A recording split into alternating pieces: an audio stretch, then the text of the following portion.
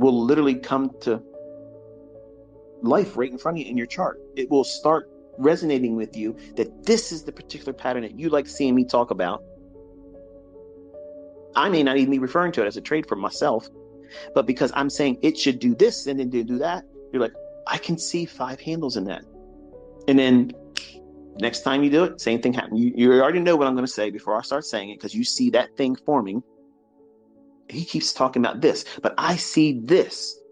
So that's my setup. That's my model. That's my multiplier. That's the thing I'm going to gravitate to in trading. And then you work with that and let it grow. And you build more understanding as we go throughout the rest of the year. And then you start seeing more things build on that. Then your 5 handle moves become easily 15 handles and 10 handles, 20 handles, and then 15 handles, and then 30, 50 handles, and then 5 handles, and then back and forth. There's an ebb and flow. And you'll see how many times. How often does a 50 handle move occur in a month? When is it realistic to expect one? When should you only be focusing on 5 handles and be thankful that you got that and be out for the rest of the day? You're going to learn all that stuff. But I can't, and no one else can, communicate it in a book. You can't. You can't do it. It cannot be done.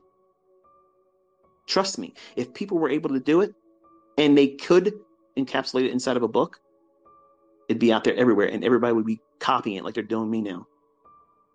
Making books and shit. They have no idea what the fuck they're talking about. Smart money concepts. You just got introduced to the idea, folks. Just take your shoes off. Get comfortable. You're going to be here for a year. You're going to see all kinds of cool shit.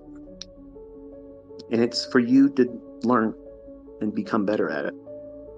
Not fall victim to people that don't know how to do it.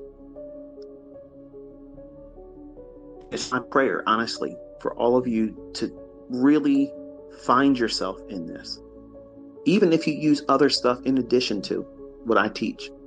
If it aligns with what you're doing, the times that it aligns, I'm confident, I'm absolutely confident that it will improve your understanding about price. And that's all I want. I just want to be a help. That's all. That's all I want from all of you, is to give me the opportunity to help you. That's all I'm asking for. You don't have to go out of your way, to constantly keep thanking me. We see enough of that already. Just put the work in and show me your results. That's all I'm wanting, okay? Because I know the rest will take care of itself. And once you get to that point, that confidence level, so you think right now I'm saying this and I'm going to close it. Right now you have your job, or maybe you don't have a job, okay? Maybe you just recently got laid off, fired, the company went out of business, something to that effect, but no longer you have a job. Before that happened, you probably felt real confident that as long as you keep showing up to work, you got a job. That's a false sense of security. But you've lied to yourself and convinced yourself that it's true. Those working right now having a job, your job's not guaranteed to you, no matter how much you want to talk yourself into it. Oh, they need me. They don't fucking need you. They don't need you. You are just a number to them. One little small cog in the machine. And that cog that you represent is easily replaced by somebody else for less money. That's the environment they're creating right now. You don't see it, but it's what's happening. You're going to see a lot of people losing their jobs, and folks that are in college right now,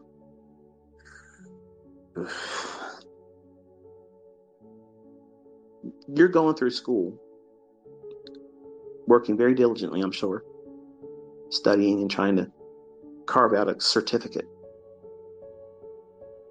Nothing guarantees you a job with that certificate.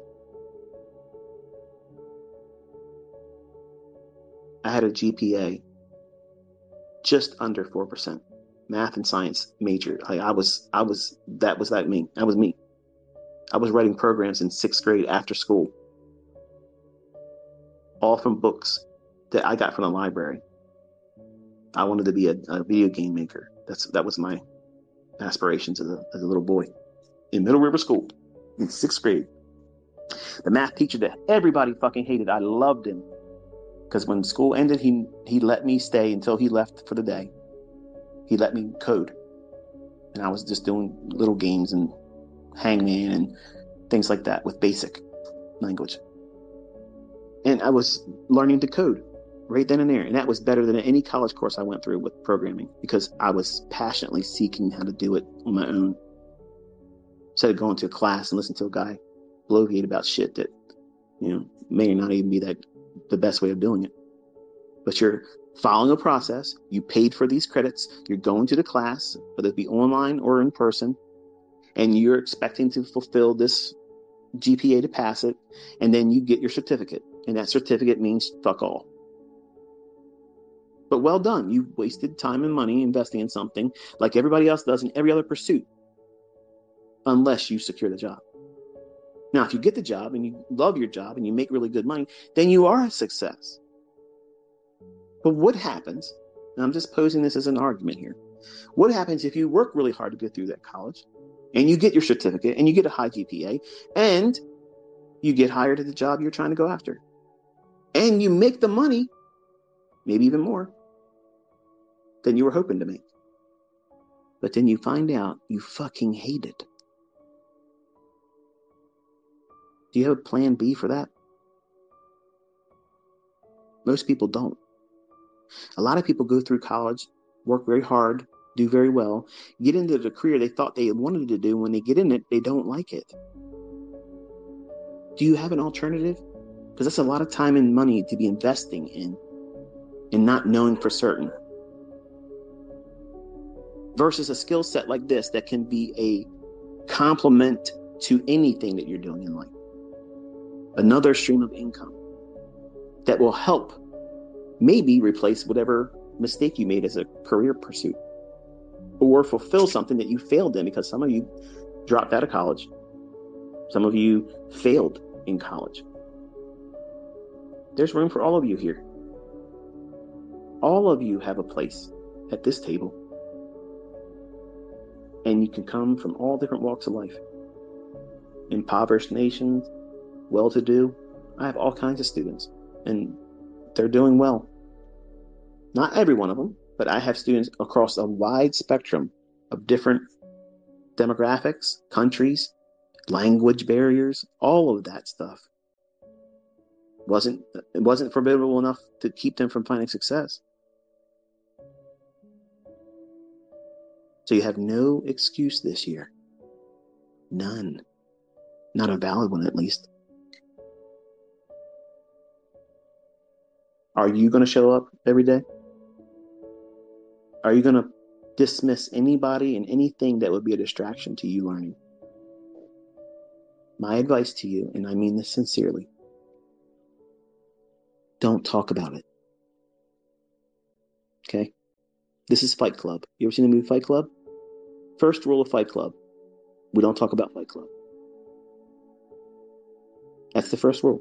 That means you can't hear someone else's asinine opinion about what you're doing and learning unless you invite them in the conversation.